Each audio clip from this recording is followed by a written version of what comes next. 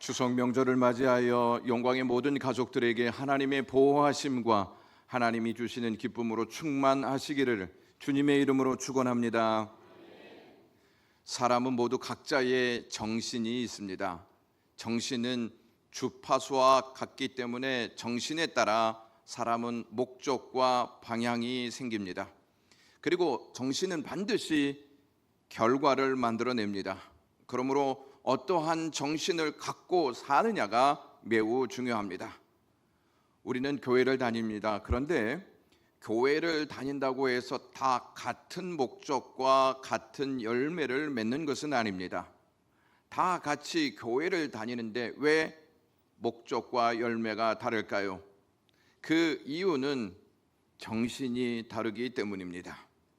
어떤 정신으로 교회를 다니느냐가 열매를 결정합니다. 여러분들은 어떤 정신으로 교회를 다니십니까? 정신없이 교회를 다니십니까? 뚜렷한 정신 아래 교회를 다니고 있습니까? 영광교회는 과연 어떠한 정신을 중심으로 움직이고 있습니까? 우리 자신과 교회는 같은 정신을 가져야 할 줄로 믿습니다. 러시아의 소설가 도스토예프스키라고 하는 사람이 까라마조프의 형제들이라고 하는 책을 썼습니다. 어느 날 예수님께서 세빌리에 오셔서 전도하다가 체포가 됩니다. 그때 세빌리의 유명한 러시아 정교회 지도자들이 예수님을 면회하고 꾸짖습니다. 예수여, 왜 또 오셨습니까? 당신은 이미 당신의 일을 교회에 맡기지 않았습니까? 그래서 우리가 교회를 잘 건축하고 교회법과 프로그램을 세워 잘 하고 있는데 왜 또 오셨습니까? 라고 하는 내용이었습니다. 도스토예프스키는 교회의 현실을 그대로 폭로하고 있습니다. 이러한 안타까운 모습이 현대 교회에도 있다는 사실을 아십니까? 여러 가지 부흥과 성장을 위한 시스템을 가동하고 그에 따른 각종 세미나와 프로그램을 분주히 움직이고 있습니다. 우리 교회도 예외가 아닐 수 없습니다. 우리가 이 일들을 하면서 물어야 할 것이 있습니다. 그 물음은 무슨 정신으로 부흥과 성장을 도모하고 있느냐는 것입니다. 예수 정신으로 하고 있느냐 하는 것입니다. 예수 정신이 아니면 그 중심에 무엇이 차고 들어오는지 아십니까? 세상의 원리입니다. 예수 정신은 성령을 통해 생기고 성령을 통해서 예수 정신이 굳게 서게 되어 있습니다. 우리는 신앙생활을 하면서 놓치고 있는 부분이 많이 있습니다. 그 중에 하나가 성령 하나님의 중요성입니다. 성령 하나님의 중요성을 깨닫지 못하면 예수 정신은 사라지고 우리를 차지하고 있는 것은 세상 원리뿐입니다. 지난주에 우리가 성령 하나님께서 어떠한 사역을 하고 계시는지를 같이 살펴보았습니다. 오늘은 좀 더 구체적으로 정리해서 성령 하나님의 중요성을 우리 가슴에 새기는 시간을 갖도록 하겠습니다. 성령 하나님은 잉태의 사역과 깊은 관련이 있습니다. 첫 번째 잉태는 창조 사역입니다. 세상은 창조되기 전에 공허하고 혼돈하고 흑암이 깊음 중에 있었습니다. 그러한 세상을 성령께서 새가 알을 품고 있듯이 세상을 품고 있었습니다. 성령께서 품고 계시자 하나님께서 말씀을 선포하심으로 창조의 역사가 시작되었습니다. 하나님께서 빛이 있으라 말씀하시자 생명체가 알을 깨고 나오듯이 공허하고 혼돈하고 흑암이 깊음 중에 있었던 곳에서 빛이 잉태하였습니다. 두 번째 역사는 구원 사역입니다. 구원 사역도 창조 사역과 마찬가지로 성령께서 알을 품고 계시듯이 마리아의 자궁을 품고 계셨습니다. 천사가 마리아에게 누가복음 1장 35절에 성령이 내게 임하시고 지극히 높으신 이의 능력이 너를 덮으시리니 이름으로 나실 바 거룩한 이는 하나님의 아들이라 일컬어지리라 라고 전합니다. 여기에서 덮으시리니 라고 하는 단어가 성령께서 공허하고 혼돈하고 흑암이 깊음 기품 위에 있는 세상을 품고 계셨던 것과 같은 의미를 담고 있습니다. 전사의 말대로 예수님은 성령으로 잉태되셨습니다. 성령으로 잉태되신 예수님은 공생애를 시작하시기 위해 요단강에 가셔서 세례를 받으십니다. 예수님께서 세례를 받고 물 위로 올라오시자 수면 위에 운행하셨던 성령님께서 예수 그리스도 위에 임하십니다. 그리고 하나님께서 마태복음 3장 17절에 이는 내 사랑하는 아들이요 내 기뻐하는 자라 하시니라 라고 말씀하십니다.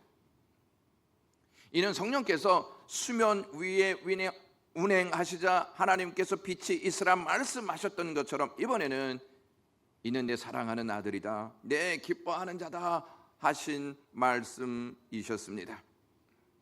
요한복음 3장에 보시면 예수님이 유대인의 지도자였던 니고데모와 대화를 나누는 장면이 나옵니다. 예수님께서 니고데모에게 사람이 거듭나지 아니하면 하나님 나라를 볼 수 없느니라 이렇게 말씀하십니다. 예수님의 말씀을 듣고 니고데모는 사람이 늙으면 어떻게 날 수 있사옵나이까? 두 번째 모태에 들어갔다가 날 수 있사옵나이까? 라고 반문합니다. 예수님은 그에게 내가 진실로 진실로 내게 이르노니 사람이 물과 성령으로 나지 아니하면 하나님 나라에 들어갈 수 없느니라 라고 말씀하십니다. 무슨 말씀입니까? 사람은 모두 육신의 부모에게 태어나 세상의 삶을 살게 되지만 성령으로 다시 태어나지 않으면 하나님의 나라에 들어갈 수 없다는 것입니다. 성령으로 다시 태어나지 않으면 육신의 사람으로 땅의 사람으로 살아간다는 것입니다. 그러나 성령으로 다시 태어나면 육신의 사람에서 영의 사람으로, 땅의 사람에서 하늘의 사람으로, 죄인의 사람에서 하나님의 자녀로 변화된다는 것입니다. 사람이 거듭나기 위해서는 반드시 성령의 역사가 필요합니다. 성령의 역사를 통해 예수 그리스도를 하나님의 아들로 믿고 구원을 받게 되는 것입니다. 예수님은 니고데모와 대화를 나누시면서 성령의 역사가 거듭남, 즉 잉태와 관련되어 있음을 말씀하십니다. 마지막으로 잉태는 교회의 사역입니다. 예수님께서 부활하신 후에 제자들이 보는 가운데 승천하시면서 제자들에게 성령을 기다려라, 성령을 약속하십니다. 예수님의 약속대로 오순절에 성령께서 마가 다락방에 모인 120명의 성도들에게 임하십니다. 사도행전 2장 3절에 각 사람 위에 하나씩 임하여 있더니 그들이 다 성령의 충만함을 받았다고 말씀합니다. 성령의 충만을 받은 그들은 더 이상 두려움의 골방에 갇혀 있지 않고 밖으로 나아가 복음을 전하면서 자신들에게 임한 역사가 하나님이 주신 역사임을 사도행전 2장 33절에서 이렇게 선포합니다. 하나님이 오른손으로 예수를 높이심에 그가 약속하신 성령을 아버지께 받아서 너희가 보고 듣는 이것을 부어 주셨느니라 라고 말합니다. 하나님은 그들의 심령에 성령을 통하여 복음의 불을 지피셨습니다. 성령의 사역이 세 가지 잉태 사건으로 나타났음을 성경을 통해 살펴볼 수 있습니다. 창조의 사역과 구원의 사역과 교회의 사역, 이 세 가지가 공통적인 패턴을 가지고 있다는 사실을 아십니까? 두 가지 공통적인 사실이 나타나는데 하나는 위에서 임한다는 사실입니다. 수면 위에 임하시고 자기 위에 임하시고 각 사람에게 임하셨다 하는 내용을 성경에서 우리에게 말씀하고 있습니다. 창조사역, 구원사역, 교회의 사역은 모두 위로부터 임한 성령의 역사였습니다. 하늘에 계신 하나님의 계획과 뜻대로 되었다는 사실입니다. 또 다른 공통점은 말씀이 선포되었다는 것입니다. 성령께서 위에서 임하자 하나님의 말씀이 선포되었습니다. 창조 사역에서는 성령이 수면 위에 운행하시자 하나님께서 빛이 있으라 말씀하셨고 하나님의 말씀대로 빛이 있었습니다. 구원 사역에서는 성령께서 예수 그리스도 위에 임하시자 하나님께서 이는 내 사랑하는 아들이요 내 기뻐하는 자라고 말씀하셨습니다. 교회의 사역은 어떻습니까? 성령께서 그들 위에 충만히 임하자 주님의 제자들은 적극적으로 세상에 나아가 하나님의 말씀을 선포했습니다. 이것을 보더라도 성령 하나님의 역사가 없이는 창조 사역과 구원 사역과 그리고 교회의 사역 그 어떠한 것도 완성되거나 온전할 수 없다는 것입니다. 그렇다면 우리와 교회가 공허하고 혼돈하고 어두운 세상에서 그리스도인답게 온전하게 살려면 추구하고 간절히 사모해야 할 분이 있는데 그분이 성령 하나님이신 줄로 믿습니다. 만약 우리와 교회가 성령 하나님을 추구하지 않고 있다면 기름 없이 자동차가 가기를 바라는 것과 똑같습니다. 오늘 본문이 있는 사도행전 9장은 바울의 두 모습을 보여줍니다. 변화되기 전 바울의 모습과 변화된 후 바울의 모습입니다. 변화되기 전에 바울의 모습은 9장 1절에 나오는 내용들처럼 위협과 살기가 등등했다고 말씀합니다. 자기 의로 가득 찼던 사람, 바늘로 찔러도 피 한 방울 나올 것 같지 않은 매우 사납고 냉정한 사람, 예수 그리스도와 교회를 박해했던 사람이 바울이었습니다. 그런 바울이 위협과 살기가 맴돌았습니다. 그랬던 바울이 다메섹에 있는 그리스도인들을 잔멸하기 위해 가다가 길에서 예수 그리스도를 만나게 됩니다. 예수 그리스도께서 아나니아를 통해서 바울에게 성령의 충만함을 주십니다. 사도행전 9장 17절에서 18절 말씀입니다. 다 같이 읽겠습니다. 예수께서 나를 보내어 너로 다시 보게 하시고 성령으로 충만하게 하신다 하니 즉시 사울의 눈에서 비닐 같은 것이 벗겨져 다시 보게 된지라. 아멘. 변화되기 전에 바울은 자기의 의로 가득 차 있었고 자기의 뜻을 이루기 위해 열심을 냈던 사람이었습니다. 그런 그가 부활하신 예수님을 만나자 성령으로 충만하게 되었고 성령으로 충만함을 받은 바울은 변화되어서 예수 그리스도로 충만해집니다. 예수 그리스도로 충만해진 바울은 즉시로 나아가 예수 그리스도를 증언합니다. 사도행전 9장 20절에 즉시로 각 회당에서 예수가 하나님의 아들이심을 전파하였다라고 말합니다. 변화받은 바울은 이제 자기의 의로 충만해졌던 삶을 버리고 예수 정신으로 예수 그리스도를 위해 사는 자가 됩니다.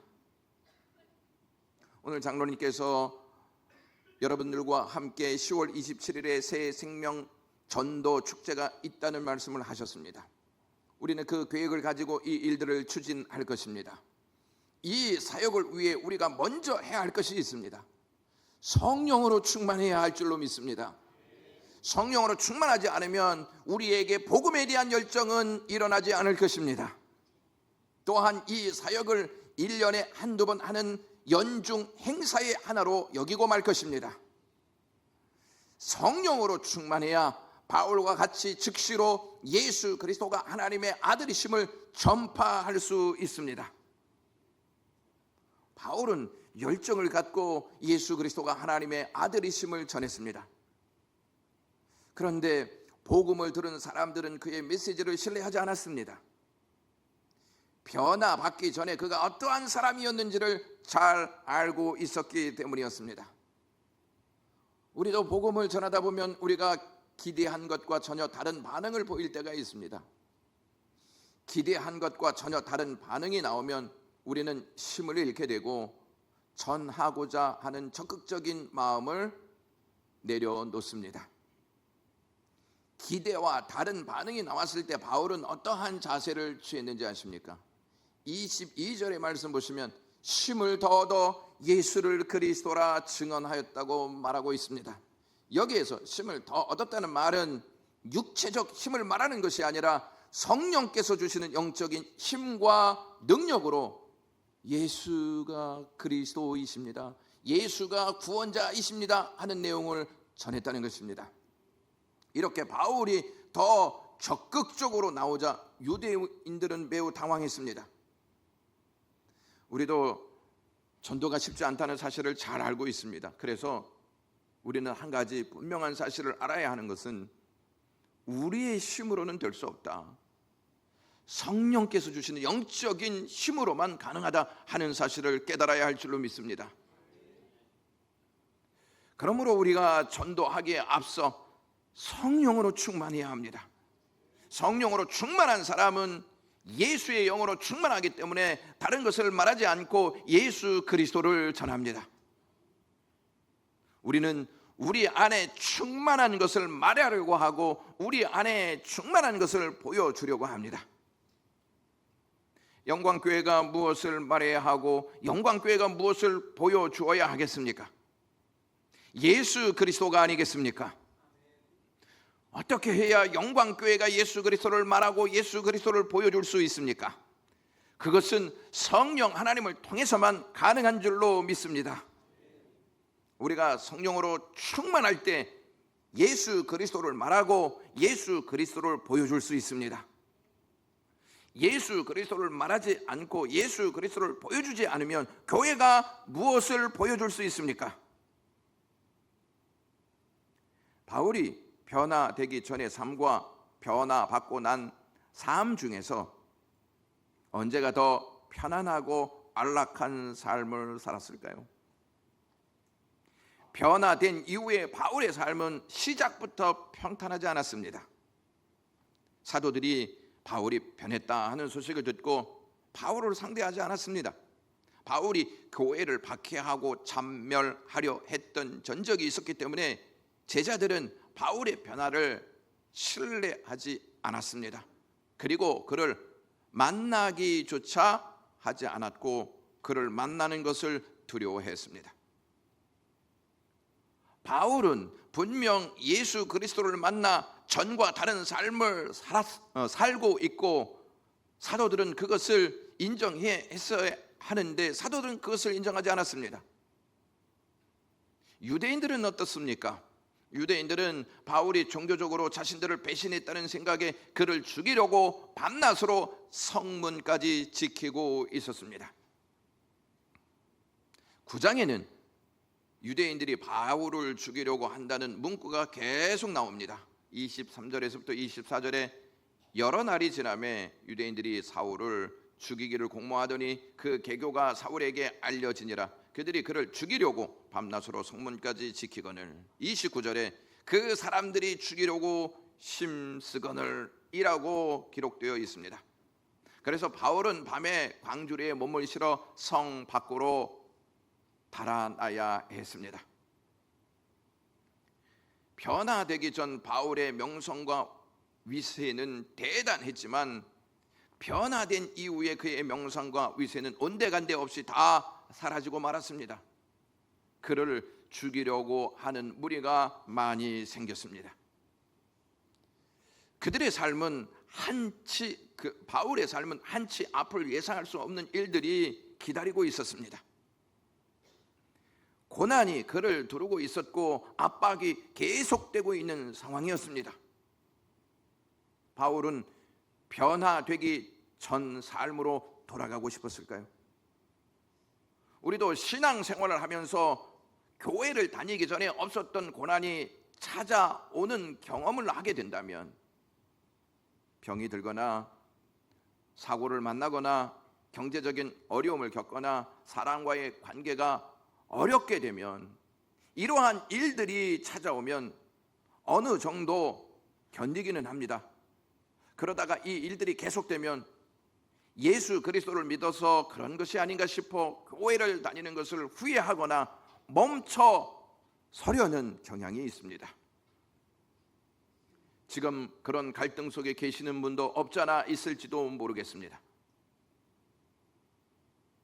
바울은 변화받기 전에 있었던 삶으로 돌아가고 싶지 않았습니다. 지금 고난이 있다 하지만 고난을 뚫고 나가기를 원했습니다. 바울은 다메섹 도상에서 예수 그리스도를 만나고 성령으로 충만해지자 그 어떠한 상황이 와도 자신이 얻은 예수 그리스도의 사랑과 은혜를 빼앗기고 싶지 않았습니다. 그에게 고난을 이길 수 있는 능력의 후원자가 있었습니다. 그분이 바로 성령님이셨습니다.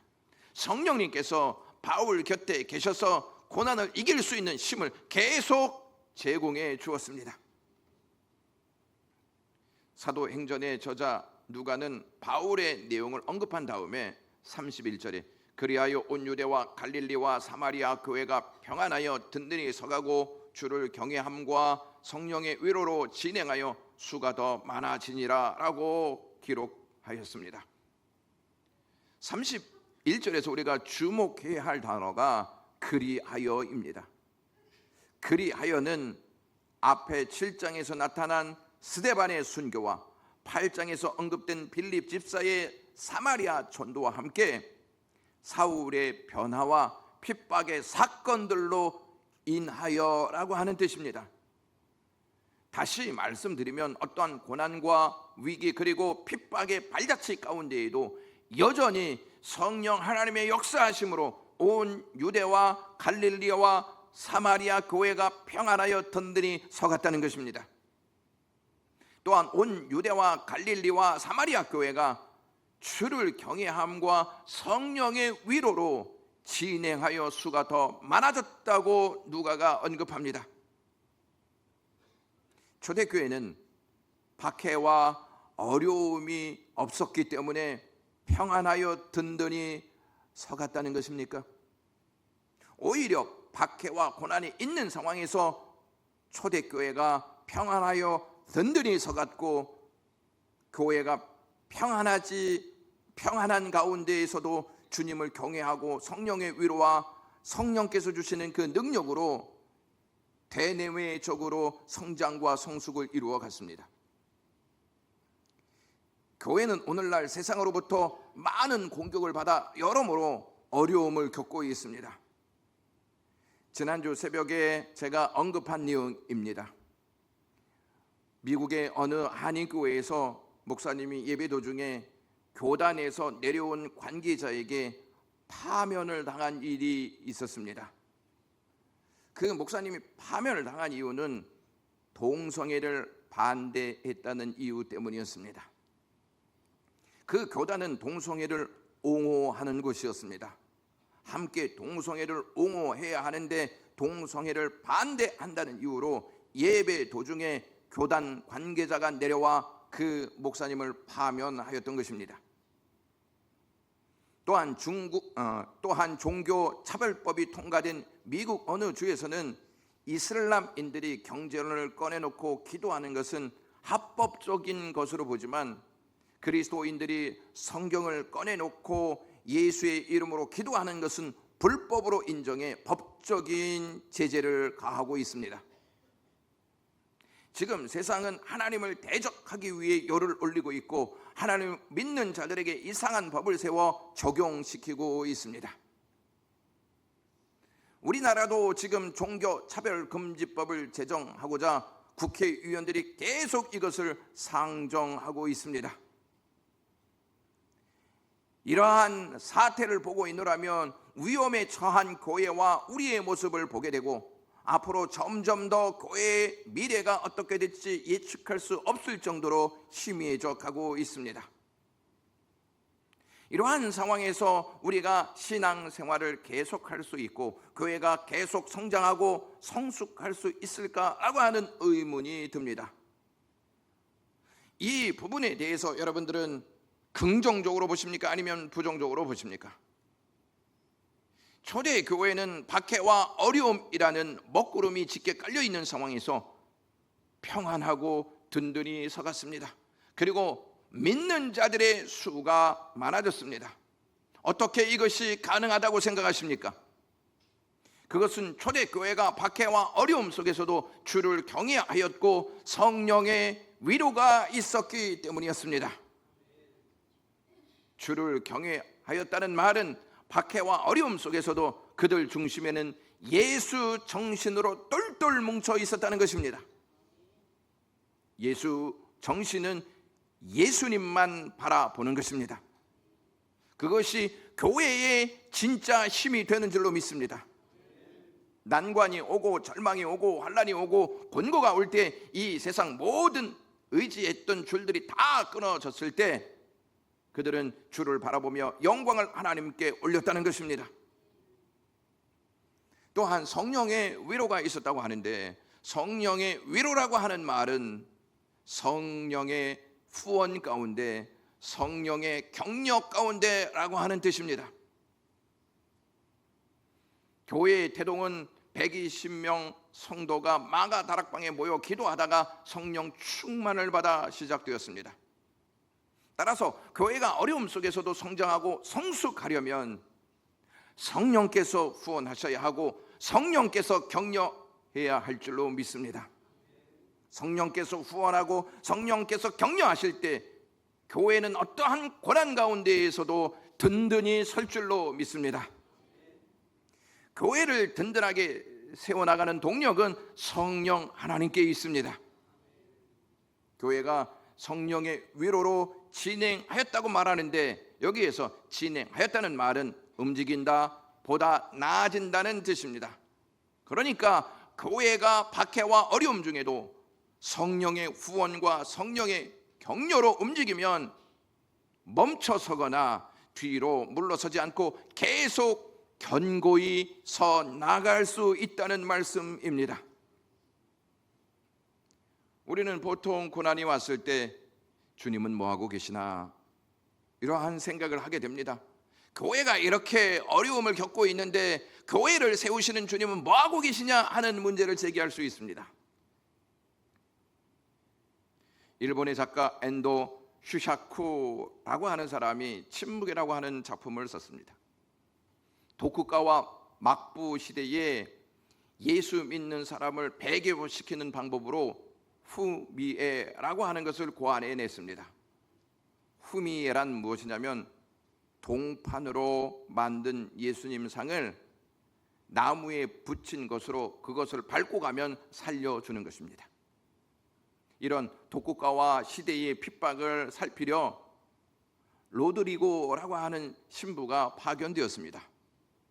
그런데 그도 결국 체포되어 후미의 앞에 서게 되었습니다.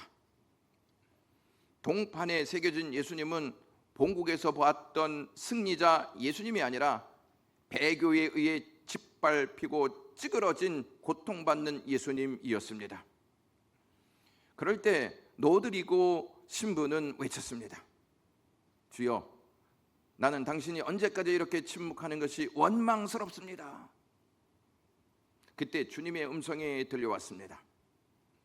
내가 침묵하는 것이 아니라 너와 함께 괴로워하고 있는 것이다 라고 하는 음성이었습니다.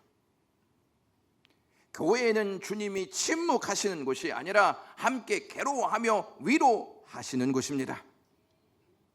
성령 충만으로 예루살렘에서 시작된 교회는 스데반의 죽음과 바울이 교회를 잔멸하자 온 유대와 갈릴리 그리고 사마리아까지 흩어졌습니다. 교회가 흩어지면 무슨 소망이 있겠습니까? 그런데 교회를 잔멸하려 했던 원수 사울이 다메섹 도상에서 예수님을 만나 성령으로 충만하여 변화되자 각 지역으로 흩어진 교회는 오히려 든든히 서가고 그 수가 많아졌다고 말씀하고 있습니다. 오늘 본문은 흩어진 교회에 평안이 있었고 흩어진 교회에 성령의 위로가 있었음을 언급합니다. 평안과 성령은 뗄래야 뗄 수 없는 관계입니다.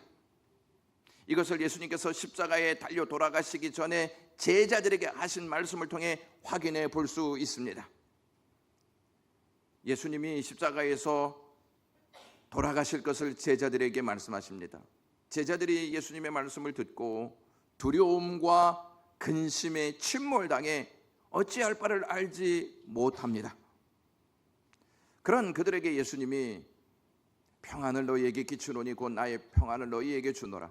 내가 너희에게 주는 것은 세상이 주는 것과 같지 아니하니라. 너희는 마음에 근심하지도 말고 두려워하지도 말라. 이렇게 말씀하십니다. 이렇게 말씀하셨던 이유는 예수님께서 보혜사 성령님을 보내주시겠다고 하신 말씀 다음에 주신 내용입니다. 예수님께서 보내신다는 보혜사는 영어 성경 킹 제임스 버전이라고 하는 이 성경책에서는 위로자로 기록되어 있습니다. 컴포터라고 기록되어 있는데, 이 위로자는 라틴어 어원으로는 강하게 함으로 또는 담대함으로 라고 하는 뜻을 가지고 있습니다.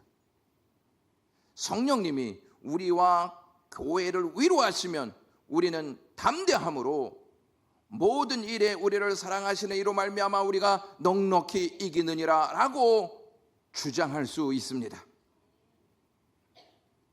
성령님은 우리 옆으로 보내졌습니다. 우리를 위로하라는 하나님의 목적을 갖고 우리와 동행하시는 분이십니다. 보혜사이신 성령 하나님은 우리 옆에 계셔서 우리를 변호하시고 위로하심으로 실망 고통 가운데 있는 우리를 일으켜 주십니다. 성령 하나님의 사역의 본질이 위로하시는 것입니다. 성령님의 위로는 매우 구체적이며 실제적입니다. 어떻게 도와주셔야 할지, 무엇을 하셔야 할지 정확하게 아시는 분이 성령 하나님이십니다. 성령 하나님과 예수 그리스도를 통해 우리는 위로받을 수 있습니다. 예수 그리스도의 이름을 부르짖는 곳에 성령 하나님께서 찾아오셔서 우리와 함께 하심으로 우리를 위로하십니다. 그러므로 영광의 모든 가족들은 성령 하나님을 간절히 사모하며 구해야 할 줄로 믿습니다. 혹시 여러분 내 구주 예수님이라는 찬양을 아십니까? 이 찬양은 힐송의 싱어 달린 책이라고 하는 분이 삶이 무너진 절망적인 상태에서 낡은 피아노 앞에 앉았을 때에 그에게 주님께 외쳐라 라고 하는 마음속의 음성을 듣고 쓴 곡입니다. 가사의 내용은 이렇습니다. 내 구주 예수님, 주와 같은 분 없네. 내 평생에 찬양하리 놀라운 주의 사랑을. 위로자 되시며 피난처 되신 주님, 나의 영혼 온 마음 다해 주를 경배합니다. 온 땅이여 주님께 외쳐라. 능력과 위엄의 왕 되신 주, 산과 바다 소리쳐 주의 이름을 높이리. 주 행한 일 기뻐 노래하며 영원히 주님을 사랑하리라. 신실한 주의 약속 나 받았네 라고 하는 곡입니다. 이 노래는 지난 20세기에 만들어진 최고의 찬양으로 1998년 도부상에서 올해의 노래로 수상되었습니다. 이제 그녀는 위로자 하나님을 온 세상에 전하는 사역을 감당하고 있습니다. 한 주일 동안 이 찬양을 통해서 성령님을 통해 위로받는 저와 여러분 되시기 주님의 이름으로 간절히 축원합니다. 그 성령님은 지금도 우리를 예수 그리스도의 십자가 사랑과 부활의 은총으로 데리고 가 그 곁에서 우리에게 이렇게 위로하십니다. 하나님의 아들이 너를 위해서 십자가에서 죽으셨어. 너를 그만큼 사랑하시지. 그리고 너에게 영원한 사랑을 주셨다. 그러므로 너는 충분한 위로를 받을 수 있다는 말씀을 하십니다. 우리에게 절대적으로 필요한 위로는 성령께서 주시는 위로인 줄로 믿습니다. 기도하겠습니다. 하나님, 성령을 보내주셔서 우리를 위로해 주시니 고맙습니다. 절대적인 위로가 성령님을 통해서 주어진다는 사실을 깨닫고 성령님을 간절히 사모하고 성령님의 위로를 기다릴 수 있는 저희가 되게 하시옵소서. 예수 그리스도의 이름으로 기도드리옵나이다.